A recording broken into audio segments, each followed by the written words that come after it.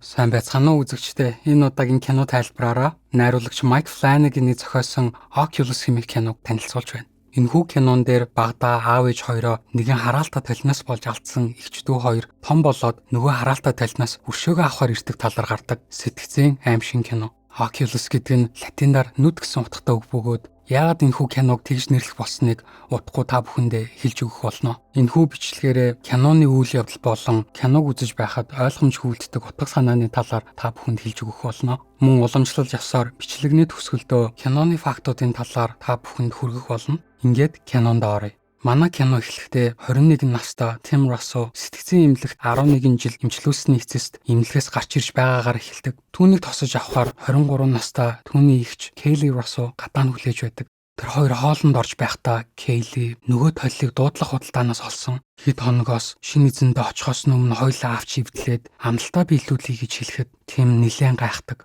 Учир нь тэр хоёрын багт юу болоод өнгөрсөн талаар эгч дүү хоёр тэс үр дурсамжтай байдаг. Тимийн санаж байгаагаар 11 жилийн өмнө тэдний аав айгүй хэрцгий хүн байсан. Эхнэрийнхээ араар өөр хүнтэй явуулдаг байж байгаад сүүлдээ ааш зан нь бүр эвдрээд эхнэрээ яргалсаар байгаад хүүхдүүдийнхээ нүдэн дээр хөнөөсөн. Харин Кейлигийн санаж байгаагаар бол эсэргээрээ тэдний аав ээж хоёр ямар ч асуудалгүй бие биендээ хайртай жирийн хосууд байсан. Гэвч толноос болоод аав нь галзуураад ээжийг нь алаад хамгийн сүүлд нь аав нь өөрөө амиа хорлоод өгсөн. Үүнээс болоод хүүг нь сэтгцэн эмнэлэгт хэвтүүлээд харин охиныг асрамжийн газарт өгөөд 11 жилийн дараа манай хоёр анх удаага бие биентэйгээ уулзч байгаа нь юм. Энэ бүх хугацаанд Тим болсон бүх явдлыг мартах гэж эмчлүүлж байсан бол харин Кейли эсэргээрээ аавыгаа гимгүүг нотлож өршөөгөө авахын тулд толны талаар судалсаар иржээ. Тэр толыг харуул хуучраад өнгө нь ганцсан шилтэй нилээн чамин модон хүрээтэй тол. Хүрээний хоёр талаар хүний нүүр шиг олон хийтэй баруун доод болондоо жаахан цуурцсан. Энэ цуурхаа ямар учиртайг удахгүй та бүхэнд хэлж өгөх болно.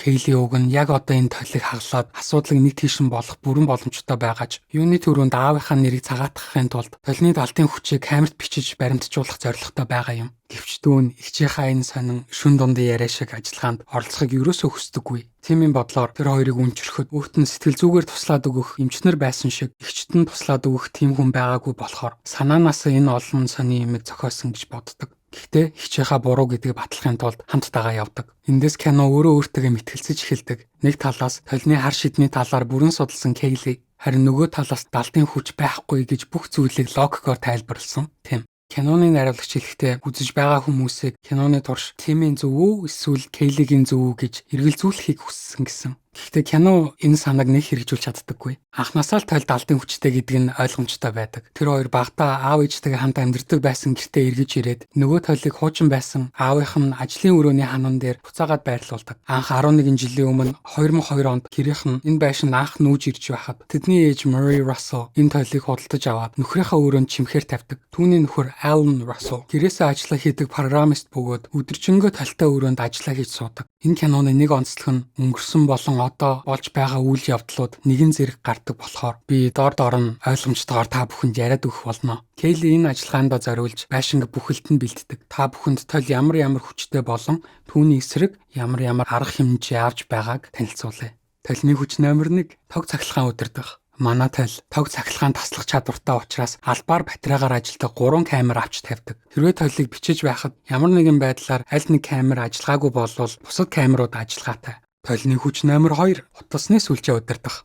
Гар утаснуудаасаа гадна Кейли албаар гэртээ суурин утас суурлуулдаг. Яагад вэ гэхээр тол нэг хүчээ авахаараа утасны дуудлага хаахаас гадна хүмүүстэй хуурамчаар дуудлага хийх чадвартай учраас эрсдлээ багасгахын тулд хэд хэдэн утас суурлуулдаг. Мөн Кейлигийн сүд залуу Майкл туслахаар цаг тутамд утсаар залгах бөгөөд хэрвээ Кейли утсаа авахгүй байвал Майкл шууд цагдаа дуудахаар тохирсон байгаа. Толны хүч номер 3 орчны баримжаа алдагдах, өлсгөө мартах. Кейли 3 механик сэрүүлэхдээ цаг авчирдаг. Эхний сэрүүлэг 45 минут тутам дугарч Кейлиг камеруудынхаа хальсыг солихыг сануулна. Бичлэгээ хэд хэдэн хальсан дээр бичиж байгаа болохоор хэрвээ альт нэг хальсан уствал өөр бичлэгнүүд үлдэнэ. Jane Doe-ийн задлан шинжилгээгээд киног санаж байна уу? Баримтжуулсан ганц бичлэг нь галж чадчихдаг. Тэгээд Today Монгол 2013 он болцоод байхад яагаад хальсан дээр бичдэг камер ашиглаж байгааг би үнэндээ мэдэхгүй байна. Дараагийн сэрүүлэг нэг цаг тутамд дуурч манай хоёр юм мэдхийг сануулна. Учир нь толны хүчинд авцсан хүмүүс аажмаар юм мэдэж уухаа мартаад өлсөд бүхдэг болохоор Кейли хангалттай хоолд хүнс аваад ирсэн. Харин 3 дахь сэрүүлгийн хувьд удахгүй ярина. Энэ хоёр 3 дахь сэрүүлэг биш шүү. Зүгээр цапаас болгож авчирсан юм шиг байна.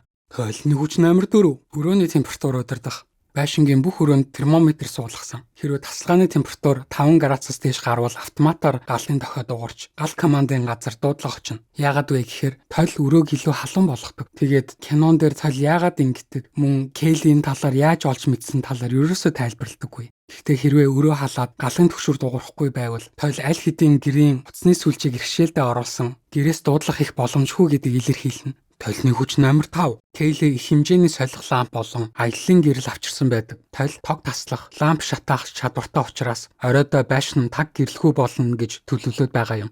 Тойлны хүч чагт 6. Энерги сорох. Кейли байшингаар дүүрэн савтаа цэцэг байрлуулдаг. Учир нь тойл эргэн тойрондоо байгаа амьтаа юм бүхнөөс энерги сордог бөгөөд энэ нь ялангуяа ургамал болон тэжээвэр амьтад дээр илүү тод харагддаг. Киноны явцад эрс байгаа цэцэгнүүдийн аль нь зүгээр байгаа, аль нь нөхөд байгаагаас Кейли толны нөлөөлж чадах цар хүрээг ойролцоогоор 9 м гэж тогтоодог. Өөрөөр хэлбэл 9 м-ийн радиус дотор тойл тог цахилгаан, утасны сүлжээг удирдах чадвартай. Сони юм нь тойл гэрт байгаа нохоог зүгээр шууд идчихдэг. Манай хоёрыг баг байхад тэдний нохоог нэг удаа толтой өрөө рүү оруулаад түгжих хэрэг гардаг. Үүнээс хойш нохоо дахиж хизээж кинон дээр харагддаггүй. Толны өмнөх эцэдийн ноход хүртэл ор сурггүй алга болж байсан. Үүнийг батлахаар Кейли гудамжнаас нэг нохоо олж ирээд толны урд торон дотор хийдэг. Тэм ихчтэйгээ ерөөсөө санал нийлдэггүй. Эсвэргээрээ яагаад баг байхад нь гэр доторх цэцэгнүүд нь үхээд нохоо нь алга болсон бэ гэхээр тэдний нохоо халдварт эцсний өвчин тусаад энд тэнд гүйлгэсээр байгаад нас барсан. Тэгээд нохооных нь халдвартаа ялгадсан гэр доторх цэцэгнүүдийг нь хордуулад байсан гэж боддог. Яа, тэмийн хөвцөн имлэг одоо яаж имжлэхэрээ ингээд ой санамжийг нь өөрчилтөл имчилдэг. Толны хүч номер 7. Ховсдох, иргэшээлдээ оруулах. Кейли албаар тойлыг хэдхэн хоног хажууд авдаг. Яагад вэ гэхээр тойл руу харсан хүн өөрийн ирэхгүй ховсдуулж эхэлдэг бөгөөд ойролцоогоор 2-7 хоногийн дотор орчноосоо тасарч зан ааш нь өөрчлөгдөөд эргэн тойрныхаа хүмүүсийг хорлож улмаар өөрийнхөө аймаа хорлох юм уу эсвэл өсөж өгдөг. Тийм учраас Кейли тойлыг хажуудаа нэх удаан байлгахыг хүсэхгүй байгаа юм. Толны хүч номер 8. Өөрийгөө хамгаалах чадвар. Энэ толны хамгийн хүчтэй чадвар байх. Өөрийгөө хамгаалахын тулд орон зайг өөрчлөх юм уу? Эсвэл тухайн хүнийг ховсдож эхэлдэг. Хэрвээ хэн нэгэн хагалахыг оролдвол нэг бол онож чадахгүй юм уу? Эсвэл хаглах бодлоо өөрчилдөг. Үүний нэг жишээ гэвэл байшин данх орж ирээд Тэм зүгээр жирийн тал гэдгийг батлах гээд сандлаар цохих гэж байгаад яриандаа хадуураад болчихдог. Тиймээс хэрвээ бүх юм муугаараа эргүүл ашиглахаар Кейли 3 дахь сэрүүлгийг тавьдаг. Энэ бол тааснаас дүүжилсэн хүндрүүлэгчтэй зангуу бөгөөд хэрвээ 30 сая тутам сэрүүлгийг гараар мушгихгүй бол энэ зангуу автоматар толин дээрээс унаж ирнэ. Ингээд Кейли камеруудаа хасааж нөгөө толио танилцуулж эхэлдэг. Толны нэрийг лазерын шил гэдэг бөгөөд сүүлийн 400 жилийн турш 45 хүний үхэлтэй холбогдоод байгаа юм. Толийг хаанаас яаж анх үүссэнийг хэн ч мэдэхгүй. Киноны найруулагч зориудаар үүнийг учир битүүлэхээр үлдээдэг. Толийг анх 1754 онд Philip Lazar гэдэг нэртэй хүн эзэмшдэг байсан. Түүний нэрээр толийг лазерын шил гэж нэрлсэн. Гэхдээ тэр хүн ердөө жилийн дотор учир битүүлэхээр толны хажууд амиа алдсан. Түүний дараа 1864 онд дараачийн эзэн болох Роберт Clancy 140 кг жинтэй байсан хүн жилийн дотор яс арьс болтлоо тураад үл мэдэгдэх шалтгаанаар нас барсан. 1904 он Mary O'Connor толийг байрны өрөөндөө өлгөөд 2-7 хоногийн дараа түүнийг байн дотроо 3 хоног усан дунд хэвтэж байхдаа цангаа төгсөн байхыг олдог.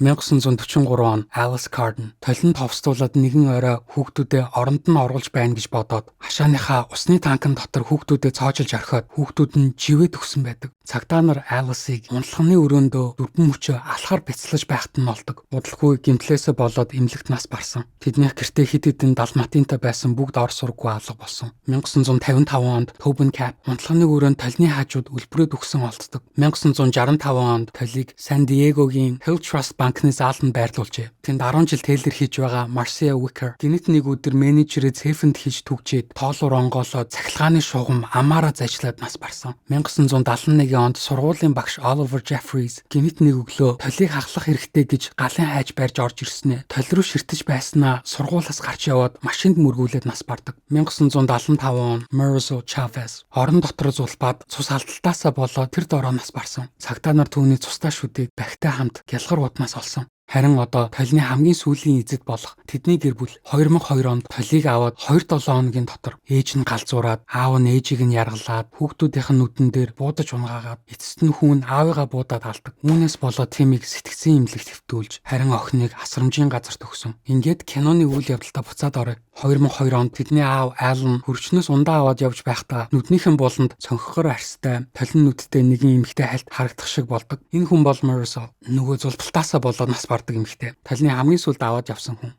Толны хүч номер 9. толь аваад отсон хүмүүсийнхээ сүнсийг ашигладаг. Morrison энэ кинонд хамгийн их гардаг сүнс. Магадгүй толны хамгийн сүүлд аваад явсан сүнс болохоор бусад сүнснээс илүүтэйгээр Morrison гардаг байх. Толь нь шингэсэн бүх сүнснүүд цонхгоор арьстай, тэгээд нүднийхээ оронд талтай байдаг. Удалгүй гэр доторх цэцгнүүд өхөж эхлээд Murray учрыг олохгүй гайхдаг. Дараа нь Kaylee гадаа тоглож байхдаа аавынхаа ажлын өрөөний цонхоор аавыгаа өөр эмэгтэйтэй байхыг хардаг. Толь аавыг аажмаар өөртөө уруулж байгаа нь бусад хүмүүст Morrison-ийн дүрээр харагддаг. Үүнээс болоод гэрийнхэн бүгдээрээ аавыг өөр эмэгтэйтэй явуулдаад байна гэж боддог. Бүр аавын ажлын өрөөнөөс эмэгтэй хүнээ дуугараад байхаар нь эхнэр нь ороод ирэхэд Alan ганцаараа л сууж байдаг. Энэ асуудлаас болоод манай хоёр хоорондоо байс хийгээл хэрэлдээд толийг улам муу энергиэр тижээж үүнээс болоод Murray багаар ухаанаа алдаад гэр бүл дотроос хаагарч эхэлдэг. Шөнөөр Morrison коридороор алхаж байснаа буцаад аавын өрөө рүү орчдөг гэж хүүхдүүд хэлдэг. Тэм бүр тэр эмэгтэйг аавын оффист амьдардаг байх гэж боддог. Ер нь бол зөв л бодож байна. Толны хүч номер 10. Толь томчуудын сөрөг энергиэр тижээгддэг. Анзаараад байхад толь бухимдсан хүмүүс тэр дундаа томчуудад илүү хүчтэй нөлөөлдөг юм шиг санагдсан. Харин эсэргээрээ хүүхдүүдийг ховстож чаддаггүй. Магадгүй хүүхдүүд амьдралд нэг бухимдаж эхлээгүй байдаг болохоор тэр байх. Alan хумсаа мэрдэг байхгүй юу? Тэгээд хурууга лентээр боогоод компьютер дээр ажиллаа хийж байхдаа лентээ хуулж аваад эргээд харсан чинь лент нь хуруун дээр нь байхаар нь үдээс авахчаар хуулаад авсан чинь өмнө нь лентээ авцсан одоо харин эсэргээрээ хумсаа суглаад авцсан байдаг. Тэний толь чихэнд нь бүх юм зүгээр өвдөхгүй байна гэж шивнэж эхэллээ. Alan үгэнд нь орж тайвшраад эргээд ажилдаа ордог. Эндээс аль хэдийн толны нөлөөнд орсон гэдгийг харуулдаг. Удалгүй Alan гэртээ буу худалдаж авдаг. Эхнэр нь үүнд нь дургу байдагч их нэртээ гэр бүлийнхээ аюулгүй байдлыг хамгаалах гэж авсан гэж хэлдэг. Гэхдээ Murray эргээд явхад нь хойноос нь заваа үнэ гэж амандаа хэлэхээр нь гайхаад эргэж харснаа. Чи юу гэж хэлсэн бэ гэж асуусан чинь Alan би юу ч хэлээгүй гэж хэллээ. Толь албаар дунд нь яс хаяад байдаг нас. Murray-гийн ээж хүний хувьд хамгийн энзэг сэдвээр нь толь тоглож эхэлдэг. Хэдийгээр кино энэ талаар тодорхой хэлдэггүй ч Murray давсган дээрээ кесар хагалгааны сорив байгааг харуулдаг. Магадгүй нэг юм уу хоёр хүүхдэд төрүүлэхийн тулд хагалгаанд орсон байх. Тэгээд гэр бүлийнхаа төлөө бие гаргуунд нь гаргаад байхад одоо нөхөр нь өөр эмэгтэйтэй явуулдаад би хангалтгүй юм байна гэдэг мэдрэмж авах өөрт нь хэцүү л байгаа байх.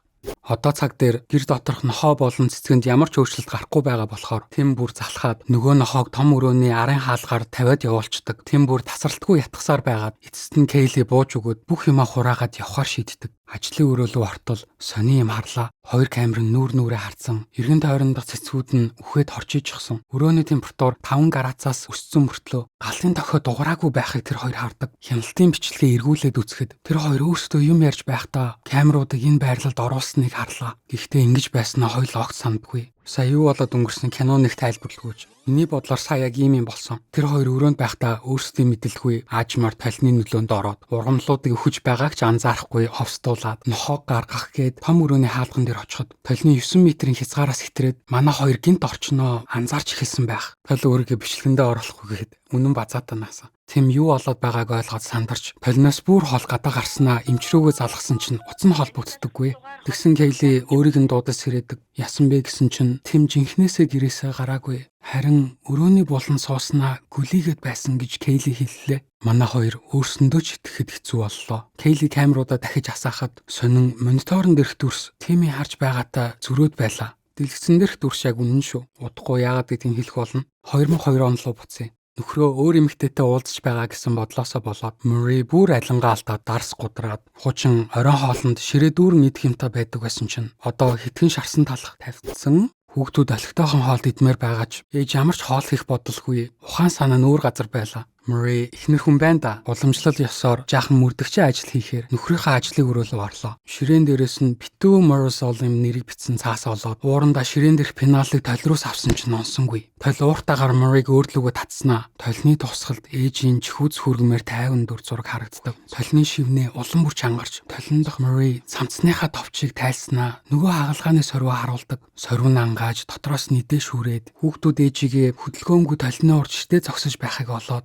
энэ удаа Murray тэр чихтэй галзуурчээ. Тэр хүүгээ багалзуурдаж эхэлдэг. Манай хоёр арай гэж ээжээсээ мултраад Тэмийн өрөө рүү ороод хаалгад өвчдөг. Ээж нь араас нь балмадаар хаалгын нүдэж. Энэ үед Alan гэртээ ирж таарад их нэрийгээ догширсан хараад MMA-ийнхаа авьяасыг гаргаж ухаан алдуулаад 911 руу залгаж их нэртэй тусламж дуудах гэсэн чинь толны шивнээ дахиад чихэнд нь сонсогдоод толь бүх юм зүгээрээ тайвшраа гэж хэлэхэд Alan тайвшраад уцаа тасалдаг. Аав нохооны гинж аваад эхнэрээ орныхаа хажууд гинжилснээ харин хүүхдүүдтэй хэлэхдээ ээж нь өвдөөд хэдэн хоног өрөөндөө амрах хэрэгтэй байгаа. Харин та нар өрөөлүүн орж болохгүй шүү. Оронд нь миний ажлын өрөөнд хүснээрээ орж ирж компьютер тоглож болно шүү гэж хэллээ. Уг нь аав хүүхдүүдээ ажлынхаа өрөөнд хязгаарч оролдохгүй байхгүй юу? Харин одоо болсон чинь хүснээрээ орж ирж тоглоом тоглож болно гэхээр тойл хүүхдүүдийг аль болох өөртөө ойрхон байлгахыг хүсэж байна да. Одоо цаг өнгөрсөнтэй холдож эхлэх. Киноны энэ хэсгээс хойш өнгөрсөн болон одоо цаг хоорондоо холдож эхэлдэг. Нэг ёсондоо байшинд зургуулаа байгаа юм шиг байдаг. Магадгүй энэ нь тойл хүчээ аваад байгаатай холбоотой байх. Гэрт байгаа чийдэнгүүд өнгөрсөн болон одоо цагт нэгээр шатаж эхэлдэг. Манай хоёр шатсан чийдэнгүүдийг солихоор явдаг. Кейли нэг харахад том болсон Тим чийдэн сольж байгаа харагдсанаа. Гинэт хүүхэд Тим зогсож байгаа харагддаг. Дээшээ шат руу харахад аав нь ээжд нь тавхтай хоол бариад дээшээ гарч байгаа харагдана. Кейли алин мэдэнгээ ламп сольж байхдаа лампны хажууд байсан алимаа аваад хадсан чинь амнаас нь цустай шилний хилтэрхий ундаг. Амаар нь дүүрэн цус. Тим гайхаад хүрээд ирсэн чинь үнэндээ алимаа л хадсан байлаа. Тойл бүр Кейлигээр тоглоод байдаг шүү. Бүр үнэн тороолнаас. Өнгөрсөнд байдал уламд орцоор гэрт нийтхэн дуусаад хүүхдүүд өсөж эхэлдэг. Аав ээж хоёр талны иргэшээлд ороод идэж уухаа болоод аав нь гарч идэх юм авч ирэхгүй байгаа болохоор Кейли ээжээсээ тусламж гуйхаар нууцаараа аав ээжийнхээ унтлагын өрөө рүү ордог. Түүнийг ороход шалаар дүүрэн тавгны хагархаа. Харин ээж нь ханад гинжлээстэй аман гимтэж шүдгүү болсон нилээн догширсон байдалтай олдлоо. Энэ талаар аав дээрээ очиж заргалтахад аав нь санаа зовсон ч шинжгүй тойл руугаа ширтэл сууж байлаа. Харин ч үгэнд нь орохгүй байгаа дуурлаад тэр хоёрыг гэрээ хорионд оруулдаг. Хүүхдүүд өөрсдөө ээжтэй эмч дуудах гээд хид хидийн эмнэлэг рүү залгасан ч утасны шугамыг тойл аль хэдийн иршээлдээ оруулсан болохоор дуудлагыг нь яг л нэг хүн аваад яг л нэг хариултаа хэлээд байлаа. Ааваа утсаар яриулахаас нааш манайх туслах боломжгүй. Энэ тойл одоо яаж явж байгаа ч утасны шугам ашиглаа сурчтэй. 2013 онд одоо цагт нөхцөл байдал улам л учир битүүлэг болж эхэлдэг. Кейли нэг анзаарсан чинь зангууны сэрүүлэг дуграад яг дээрээс нунж ирэх гээд өөрийгөө толны урд сууж байгаагаа анзаардаг. Тэлс гүйж очиод сэрүүлгийг дахиад мушигдаг. Харин Тим хоёр давхар хуучин өрөөрөөгөө ороход орон дээр өөрийнх нь хүүхэд хуйлбар сууж байхыг хардаг. Тэр хоёр бие биенээ харж гайхаж байснаа алга болчихдог. Байшин тэр чигтээ тоггүй болж Кейлигийн төлөвснөөр тог тасраад зөөврийн лампуудаа асааж эхэлдэг. Асааж явах зураа занд нь байсан нэг хүсэн цэцгийг өшгөлөө тагалдаг. Нэг буланд байгаа лампа асаасан чинь тэр булан ээжийг нь гинжилж байсан булан болж таарад шалаар нь дүүрэн гинж болон тавгны хилтерхий харагддаг. Тойл албаар өөрийнх нь энцэг сэдвээр тоглоод байгаад Кейли их игдүүцдэг. Шатаар доошо буусан чинь коридорын шалгаар дүүрэн тавгны хилтерхий байгааг хараад үүнийг утасны камертаа баримтжуулах гэсэн чинь камерт ямар ч хилтерхий харагдахгүй. Эргээд хартал ээжийнхэн сүнс хажууд нь зогсож байхаар цочсондоо барьж байсан тавгны хилтерхийгээ хүзүүрүүн зооход ээж нь биш харин сүйд залуу Майкл байсан болж таарад Кейли санаа зовоод ирснийг нь мэдэлгүй. Майклийн бие амьгүй хан налаад сууж байхад Кейлид Майклаас дуудлага ирдэг. Уцаа авахад Майкл уцсны цаанаас цаг тутам залгаараа гэсний дагуу ярьж байгаа гэдгийг хэлдэг. Кейли уцаа тавьсны дараа үнэн худлыг нь ялах гээд уцсны камераар харсан чинь нэрнгээсээ Майкл амьгүй хэвтэж байлаа. Тэр гартаа тавгны хилтерхий биш түрүүхэн өшөглөө тагалсан ваарны хилтерхийгээр зоочхож Тим ихчигээ аваад талнаас хоол гэрийн гадаа гараад зангуу унаа толийг хагалтал 30 минутын хүлээхээр шийддэг. Гэхдээ энэ талаар тойл аль хэдийн төлөвсөн бололтой. Гинэт байшингийн тог ирж гэрлүү таслаа. Офисын хөршиг нээгдэж манай хоёр толны урд зогсож байгаа харагдлаа. Хэрвээ зангуу унвал манай хоёрыг хамттан аваад явахаар толь шийдэжээ. Тэр хоёр нүдэндээ итгэж ядаад өөрсдөө толны нөлөөнд байгаа үгүйгээ шалгахаар 911 рүү залгасан чинь яг баг багт нь ярьдаг байсан хоолой ааваа уцаар яриулахаас нааш манайх туслах боломжгүй гэж хэлдэг. Тэр хоёр толны нөлөөнд байгаа гэдгийг мэдээд гэрлөө буцаад орохоор шийддэг.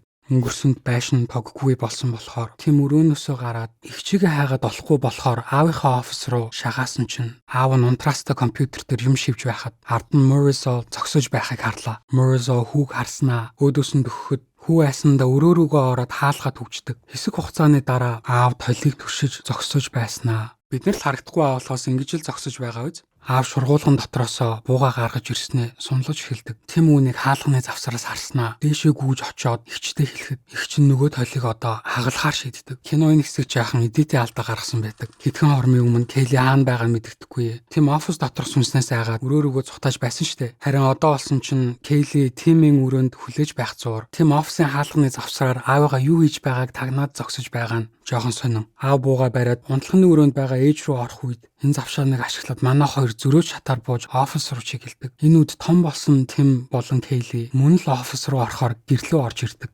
Одооноос манай хоёрын том болсон болон хүүхэд хувилбарууд хоорондоо яг адилхан үйлдэл хийдэг болохоор би одоо том хүн хүүхэд гэж ялгалгүй шууд яриад явах болно. Тэр хоёр офисын үүдэнд очиход толны өмнө тэр хоёрын бие зогсож байлаа. Гэнэт тог тасрахад хажууд нь Marisol гарч ирдэг. Marisol аавынх нь хоолоогоор би та хоёрыг ийшээ орж ирж болохгүй гэж хэлдэг баха гэж хэлэхэд манай хоёр айсандаа шатаар дээшээ байрны өрөөлөө орж нуугддаг.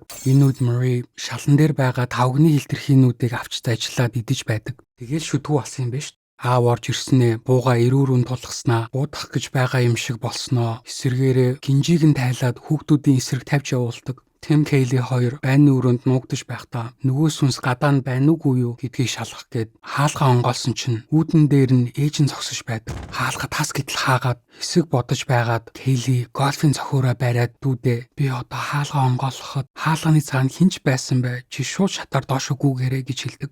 Хаалгаа онгоолоод манай хоёр гараал гүйдэг. Тэм доошо шат руу харин Kaylee цохиураараа ээжийнхээ нүүрэн дундуур хусаал амждаг. Kaylee хоёр давхрын цонхороо үсрээд гараад ирэхэд Тэм гарч ирэх шинжгүй. Толны иргэшээлд орсон хоёр сүнс цонхоор түүн рүү ширтээстэй. Тэм галтгооны ширээний ард нуугдаж байсан чинь аав нь буутаа гарч ирснээ чи намайг баривчлах гэж байна уу гэж хэлснээ гохоод ардаг. Буундууг сонсоод Kaylee Тимийг олохоор гэрлүү буцаад ордог. Орж ирэхэд тойл аль хэдийн Майклийн сүнсийг аваад явсныг хардаг. Тэм ширээний араас Kaylee рүү хурдан нуугд гэж амаа хөдөлгөөд байдаг. Гэтэл гинэт ээж хажуугаас гарч ирээд охиныг газар унгаж багалзуурдаж эхэлдэг. Гинэт ээж жаахан ч гэсэн ухаан орсон бололтой багалзууртахаа болсноо охиныгоо нэрээр нь дөнгөж дуудахад аав цээж рүү буудаад улмаар амийг нь хөнөөдөг. Хоёр хүүхэд хурдхан босоод гүйхэд толны сүнснүүд гэрээр дүүрэн алхаж байдаг. Тэр хоёр нэг давхрын шүүгэнд нуугдаж байгаад аав нь зөрөөд өнгөрөхөд хурдхан офисын өрөө рүү орж гольфын цохиурууд авч нөгөө толыг баруун зөнгөө цохиж гарлаа. Гэхдээ тэр хоёрын аль нь ч толыг онсонгүй. Тол өөрийгөө хамгаалсан хэвээр Alan өрөөнд орж ирэн охин руугаа буу тулгадаг. Охин өрөвдөлтөөгөөр аава сэрэлдээ та ийм хүн биш штэ гэж хэлэхэд Alan хүүтнээр энэ бол би өөрийнхөө харанхуйдаа нүр тулсан. Тэд олуулаа. Би чөтгөрийг харсан. Харин тэр бол би. Тэм аавынхаа бүг цохоод унгаахад аав Kaylee-г багалзуурдаж эхэлдэг. Тэм бууг аваад аавыгаа Kaylee-г тавихыг шаарддаг. Гинэт аав охиноо тавьснаа өвдөг дээрээс өхрөөд охон дээр өөрөө хуруугаа тавьснаа хүүхдүүдэд зүгт гэж хэлснээ өөрөө гохоо дараад суман түлхэгдээд хоошоо унснаа толны буланцуулцдаг. Marisol болон бусад сүнснүүд өрөөнд орж ирдэг. Бөөндө амаа нэхэд сэрүүлэгний чимээ хардаг. Гинэт Тэм ганцаараа толны урд сууж байгаа сэрдэг. Харин хичин өнгөрсөн дотор толны тусгал дээр ээж нь охиноо дуудаж байгаа харагддаг. Kaylee ээжээ тэрврээд харин Тэм асуудлыг нэг тийш нь болохоор зангууг доош нь унгаахад нойтон чимээ сонсогдоод явчлаа. Kaylee-г толны урд байхад нь зангууг унгаасан болж таараад Тэм санаандгүй хичээгээ бүрлэгчлээ. Өнгөрсөнд Kaylee дүүдээ хойлоо том болоод аав ээжийнхаа төлөө заавал энэ толыг хагалж өршөөгөө аавн шүү гэж биендээ амлалт өгж байгаа харагддаг. Өнгөрсөн болон одоо цагуудад аль алинд нь цагдаа нар Тэмийг хүн амны хэрэгээр баривчлаад аваад явж байгаа харагддаг. Багтаа аавыгаа алсан хэрэгээр харин одоо насанд хүрээд хичээгээ. Цагдаа нар камер шүүхэд Тэм хичээхээ дээрээс зангуу унгааж байгаа харагддаг. Хүүхэд Тэм болон том болсон Тэм хоёр хоёулаа үгүй би алаагүй тэр тол алсан гэж хашгирдаг. Гадны хүмүүс яг л солиотой хүн шиг сонсогдож байгаа л да. Хүүхэд Kaylee амлалтаа бити мартаарай гэж хэлэхэд Тэмийг цагдаагийн машин суулгаад аваад явдаг. Гэрийн цонхоор харахад ээж аав болон одоо хичээхэн сүнс нь тол шиг нүдтэй болцсон өөрийг нь ширтээ зогсож байдаг. Үүгээр манай кино дуусаж тол дахин яллаа. Миний бодлоор Тэм хамгийн их зовлон туулж байгаа хүн. Хүн амны хэрэгээр 11 жил сэтгцэн имлэх тархиа угаалгаж байгаа дөнгөж гарч ирснээ дахиад өөр хэрэгээр буцаад орчих гэж. Гэхдээ энэ удаа насанд хүрсэн тэгээд давтан хэрэг болохоор хамаагүй хүнд ялдуурна. Судлаад үзсэн чинь Калифорни мужийн дагуу насаараа шоронд суух юм бэлээ. Хэдийгээр тол түүний сүнсийг авч явж чадаагүй ч гэсэн амьдралыг нь булаагаад аваад явлаа да. Мөн толны хүч камерт бичигддэггүй болохоор тэнгүү гэдгийг нотлох ямар ч аргагүй. Хэдийгээр Kaylee бүх юмыг нэг нэгэнгүй сайн төлөвлөсөн ч толыг барсангүй дээ. Магадгүй Тэм зангууг буулгахаас өмнө дэлгэц рүү харсан бол хичээгээ толноор зогсож байгаа харах байсан ч юм болов. Магадгүй Kaylee арай илүү болгоомжтой төлөвлөсөн бол бүх юм бүтэх байсан ч юм болов. Эсвэл анханасаа заавал өршөө аавн гэхгүй зүгээр хайчих хэрэгтэй байсан юм болов. Хэн мэдв? Нэтэр киноны талаар нэг сонирхолтой таамаг байдаг нь зарим хүмүүс тол анханасаа Kaylee-г ховстоод албаар ажиллахааг сунжруулад байсан гэж боддог. Яагад вэ гэхээр анх камерууд линзээ хараад эргэн тойрондох цэцгүүд өгсөн байхад За бид нарыг ховстоод эхэлсэн байна. Ухаанаа алдахаас өмнө шууд хаглая гэж ботхой хооронд байлгаал байсан. Бодвол толж ихэнд нь одоо дахиад жаахан хүлээчих гээд шивнээд байсан биз. Тэгээд энэ таамаг толны удаанаар аажуухан хүнийг хорлдог хэв маягтай айгүй сайн таардаг. Киноны нэрний утга. Сонноос Лазарын шил буюу энэ хараалтай тол энгийн толны яг эсрэг үйлдэлийг хийдэг. Жирийн тол гэрэл ойлгож үннийг харуулдаг бол энэ тол эсрэгээрээ үннийг булзааруулдаг. Харанхуйг толдох үүд болж хувирдаг. Тол руу удаан харах тусам үнэн худлыг яллахаа байдаг. Толны араам хүн дүрстэй олон хээтэй гэж хэлж байсныг санаж байна уу? Аваад отсон олон хүмүүсийг нь бэлэгддэг байх. Киноны нэрийг яагаад нүд гэж нэрлсэн бэ гэхээр энэ тол яг л анивчдаггүй нэг том нүд шиг байдаг. Үргэлжил харж байдаг, шоглож байдаг. Үүний нэг том жишээ нь киноны эхэнд Кейли агуулгад толыг шинжиж байхад толны тусгалд арын нэг хөшөө хөдлөх шиг болдог. Гэхдээ очоод зөхөөд үцгэд жирийн хөшөө байдаг. Толны тусгалд харсан зүйлдээ итгэхэд хэцүү гэдгийг харуулдаг. Толны сул талууд кино гэхдээ толыг сул талтай гэдгийг харуулдаг. Хүч чадал нь зөвхөн 9 метрийн радиустай зөвхөн иршээлд нь орсон хүмүүс л толинд гар хүрч чаддаг. Бодит байдал дээр жигнэсээ юу болоод байгаа нь камерын бичлэгт харагддаг. Мөн тол хүүхдүүдийг ховсдож чаддаггүй. Толыг яаж хаглах вэ? Интернетээр хүмүүс аюу гой аргаар толыг хаглах санаанууд болсон байна лээ. Зарим нь бүр татааж байна лээ. Та бүхэн сонирхуулъя. Хэрвээ толинд ойртож чадахгүй байгаа бол 10 метрийн цаанаас шууд снайпертчих. Дуусаа. Бүр гой санаа хэлэх үү? Толыг сохор хүнд өгөөд хаглуулчих. Хүчээ аваад байх тусам 9 метрийн радиус нь улам ихсээд байх юм биш үү? Цэцэрлэгт хүрээлэн ороод толыг хагалж чадсан хүнд нь сая төгрөгийн шагналтай гээд тэмцээн зохиочих. Оролцоход 5,000. Нэг бол хин нэгэ хаглаж чадна, нэг бол чи баяжна. Кейли киноны ихэнд хамаг төлөвлөгөөгөө толны хажууд ярьчдаг нь үнэн тэнэг. Би Кейлигийн оронд байсан бол нөгөө уцаа хийгээд VR болгочдөг нүдэндээ зүдэг юм аваад байн гуцсныхаа камераар л харах байсан. Энэ хамгийн бэст нь. Толны бүтээлгийг ерөөсөөс өгөхгүйгээр дор хаяж 15 метрийн цаанаас снайпердах. Тэгээд хэрвээ хилтерхий болгоно хараалтай байх эрсдэлтэй бол зүгээр шууд Терминатор 2 дээр гардаг шиг бүхэлд нь халуун хайлмаг дотор хийчих хэрэгтэй. Киноны талаар сонирхуулах факт гэвэл энэ киногоор Майк Фланаган хамгийн анх хүмүүс танигдаж эхэлсэн бөгөөд тэрнээсээ ч болдог ч юм болоо цаашлаа хийсэн бүх кинонда ямар нэгэн байдлаар Лазарын шилийг гаргадаг. Жишээлбэл 16 оны Luigi Origin of Evil, The Haunting of Hill House, Doctor Sleep, The Haunting of Bly Manor, Midnight Mass, The Midnight Club, The Fall of the House of Usher, Stephen King-ийн Geraldine тоглоом гэдэг кинон дээрх орны толгой нь Лазарын шилний доод хэсэг нь байдаг. Яагаад тэгэхээр Стивен Кингд Майк Фланаганы кинонууд таалагддаг гэж тэр нэг биш удаа хэлж байсан. Үүгээр Oculus гэх киноны тайлбарыг дуусгаж байна. Танд кино хэр санагдав? Хэрвээ таны урд Лазарын шил байсан бол та яаж хаглах байсан бэ? Доор бичээрэй. Дараагийн бичлэг хүртэл түр баяртай.